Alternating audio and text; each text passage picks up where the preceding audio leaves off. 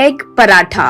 संजीव नगर नाम के शहर में कपाड़िया नाम का एक आदमी एक ढाबा चलाता था। उसके पास करण रसोई के रूप में काम करता था।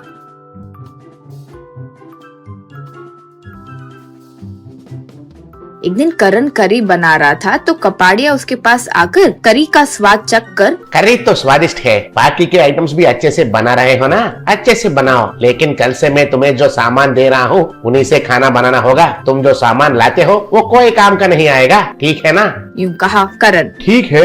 यूँ कहा। अगले दिन से कपाड़िया कम दाम पर ही मिलावटी सामान लाकर करण को देने लगा। कुछ दिन वो इस्तेमाल करने पर करण को ठीक नहीं लगा तो एक दिन कपाड़िया से, आप जो सामान ला रहे हैं उससे खाना स्वादिष्ट तो नहीं बनेगा, साथ ही साथ कस्टमर की सेहत भी खराब हो रही है। यूँ कहा। तब कपाड़िया, मेरे लाए रेशन पर खराब नाम डाल रहे हो और तो और कस्टमर्स की सेहत तो खराब हो रही है ऐसे बोल रहे हो? चुपचाप मुंह बंद करो और काम करो, नहीं तो निकल जाओ। यूँ कहा करण। मैं ये सामान के साथ यहाँ काम नहीं कर सकता हूँ, निकल रहा हूँ मैं यहाँ से। कहकर वो ढाबा छोड़कर चले गया। करण घर पर दुखी होकर चुपचाप कुछ सोचते हुए बैठा था। उसके पास उसकी माँ उमा आकर, क्यों रे ऐसे हो, क्या हुआ, क्या सोच रहे हो, यूँ पूछी। तब करण, मेरी नौकरी चली गई माँ। यूँ कहा। उमा, दुखी मत हो रे, एक गई तो दूसरी मिल जाएगी, वरना तुम खुद से कुछ शुरू करो, यूँ बोली। तब करण, निवेश के लिए पैसे भी तो चाहिए ना, होटल हो या ढाबा हो, शुरू करने के लिए तो बहुत पैसे लगते हैं, वो कहाँ से लाऊंगा?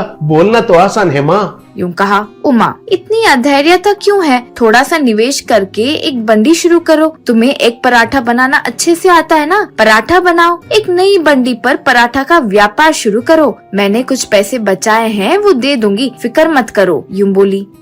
माँ की मदद से करण एक सेंटर पर बंडी पर ही पराठा बनाकर बेचना शुरू किया। वो जो एक पराठा बनाता था वो बहुत स्वादिष्ट होता था। एक पराठा के साथ एक करी भी कम दाम पर बेचता था। दाम कम और स्वाद अधिक होने से धीरे धीरे ज्यादा ग्राहक आने लगे, बहुत लोग आने लगे। करण के बंडी के पास रोज एक रिटायर्ड कर्नल आता था।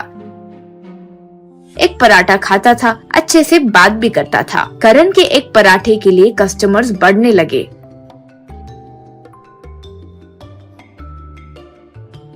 कपाड़िया को करण का यूं आगे बढ़ते देख बिल्कुल पसंद नहीं आया। करण का नाश करना होगा यूं सोचकर करण का एक पराठा एक करी बहुत खराब है यूं प्रचार शुरू किया। वो स्वाद के लिए अंदर कुछ मिलावट करता है और वो सेहत के लिए हानिकारक है ऐसे भी कहने लगा। इससे करण का व्यापार पर असर हुआ। एक दिन कर्नल करण के पास जब आया तो करण को देखकर, क्या हुआ करण, ऐसे डल क्यों हो, यूँ पूछा। तब करण, वो कपाड़िया ने सब खराब कर दिया है सर, वो मुझ पर झूठा प्रचार करके मेरा व्यापार खराब कर दिया, क्या करूं समझ नहीं पा रहा हूँ, यूँ कहा। तब कर्नल, फिक्र मत करो करण, अच्छे लोगों के साथ हमेशा अच्छा ही होता है, उदास मत हो, मेरी बात मानो और जैसे मैं कहता हूँ वैसे करो, कहते हुए करण से कुछ कहा। फिर अगले दिन से करण अपने पराठे बंडी पर एक बोर्ड लगाया। उसके ऊपर लिखा था कि आप जो पराठा खा रहे हैं उसका स्वाद और क्वालिटी देखकर आपके हिसाब से ही पैसे डब्बे में डालिए, यूँ लिखा था। तब से करण उसके पास एक पराठा एक करी मिलाकर खाने वाले लोगों से हो या पराठा खाने वाले लोगों से कभी पैसे नहीं लेता था। खाकर लोग उनके हिसाब से ही डब्बे में पैसे डालते थे। गरीब लोग बिना पैसे डाले खाकर चले जाते थे, तब भी करण उनसे कुछ नहीं कहता था। कुछ लोग तो पराठे के दाम से ज्यादा ही डालते थे। फिर से करण के एक पराठे के ग्राहक बढ़ गए। उस एरिया में करण के पराठे के लिए अच्छा नाम होने लगा।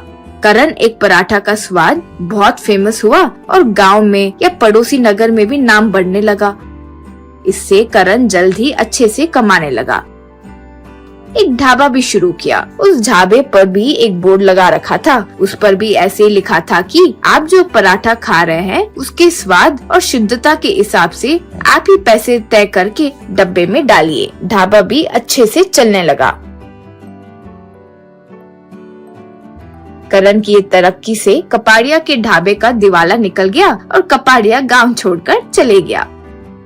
कर्नल करण को देखकर खुश हुआ। करण एक दिन कर्नल से, आपकी सलाह मेरे लिए बहुत काम आई, आपका ये एहसान मैं कभी भी नहीं चुका पाऊंगा, यूँ कहा। तब कर्नल, मेरा तो इसमें कुछ नहीं है करण, सच्चाई और ईमानदारी से काम करोगे तो आगे बढ़ोगे, ये तुमने साबित किया है, यूँ कहा। करण बहुत खुश हुआ।